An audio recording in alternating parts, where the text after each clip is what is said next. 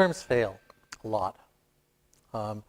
In preparing for this talk, I pulled down data on 75,000 firms from CompuStat from 1950 to now. And these are all public firms, so they're firms that have got past the challenges of getting started and getting enough money to get up and running. So these are firms that have had some success to get going. Of those that were still operating in 1960, 10% are left now. Of those that were operating in 1970, 10% are left now. Those operating in 1980, 10% are left now. In other words, 90% are gone. Those operating in 60, 70, 80, 1990, it's up to about 20% left. So only 80% gone. Those operating in 2000, 35% are left. So about 2/3 are gone. Those operating in 2010, how many remember 2010? How many actually can think of some companies that were still around in 2010?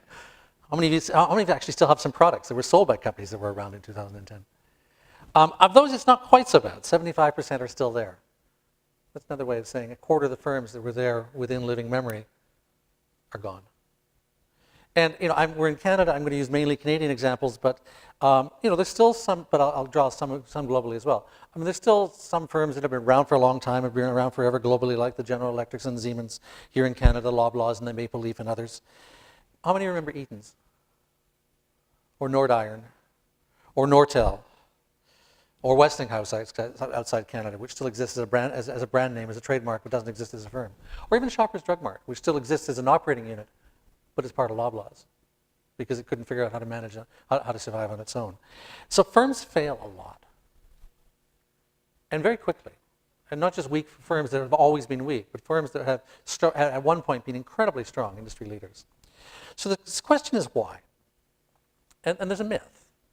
And it was a myth I actually used to buy into, which is that environments change, technologies change, regulations change, competitions change, customers change, and firms ignore it and don't try to change. And the truth is, how many of you worked inside an organization that has gone through a major change initiative every year for 4 years and then finally failed? And just did it really badly. Think about Kodak. Anybody still have a Kodak camera or some Kodak film sitting in the back of a drawer someplace? One of the myths about Kodak is that it didn't see the digital revolution coming and it didn't change. Kodak saw the digital revolution coming for years. In fact, it was one of the pioneers of the digital revolution. It tried to embrace digital. It tried to run away from digital and do life sciences. It tried to run global and sell commodity chemicals in China.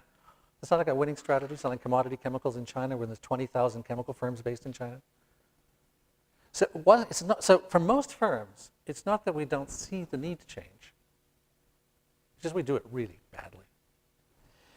So the path forward then is a question, is how do we develop a strategic muscle to change? Because if there's anybody in this room who doesn't believe that we're going to have to change no matter what business we're in, whether we're in the education business or the telecommunications business or the life sciences business or pick your favorite business, the newspaper business, anybody believe that we're not going to have to change regularly, often, frequently?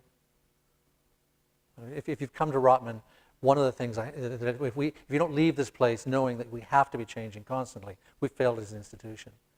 So how do we develop the muscle to change and change regularly?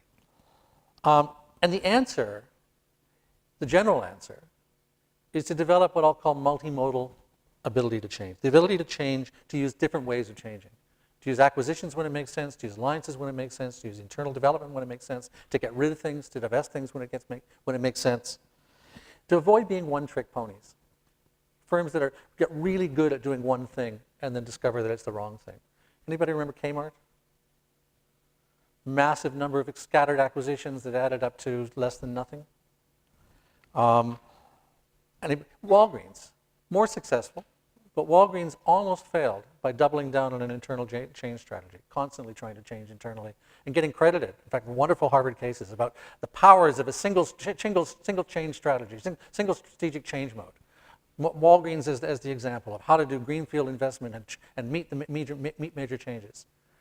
And then it ran into a little thing called distributing drugs online, when it absolutely did not have the skills inside the company in order to be able to meet that challenge. It almost failed. Anybody know Valiant? Montreal-based pharmaceutical company that pioneered a strategy of we'll buy, and get rid of internal development. Still around, but boy, is it struggling. So the answer is to figure out how to do multimodal change. Internal, alliances, acquisitions, getting rid of stuff. Now, there's a trap there as well. There's a really common tendency to jump to how you use these modes rather than when. And Peter Drucker has this wonderful quote. He says, we get really good at doing the wrong thing really well. Right? We're Walgreens.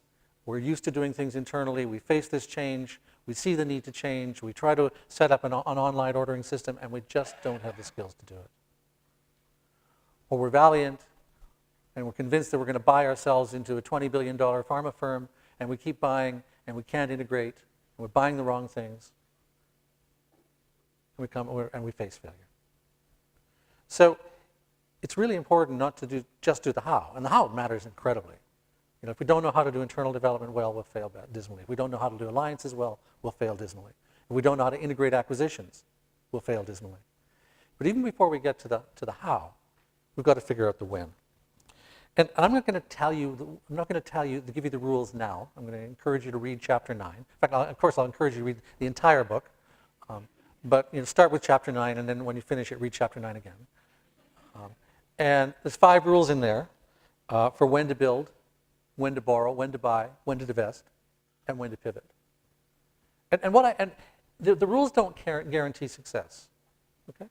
I can't stand up here and honestly say that I can guarantee that if you follow these rules and related strategies, you'll definitely succeed. But I can guarantee that if you don't follow some of the rules, you fail. And I'd rather get out of the guarantee of failure space and into at least have a chance of success space. How many of us would rather be the Johnson & Johnsons, the IBMs, the Maple Leafs going forward, the Thomson Reuters, firms that have been around for decades and show every sign of being around for decades? How many of us would rather be Enbridge rather than Falconbridge? Or Canadian Tire rather than, who's the Canadian Tire competitor that's on the point of failing at this point?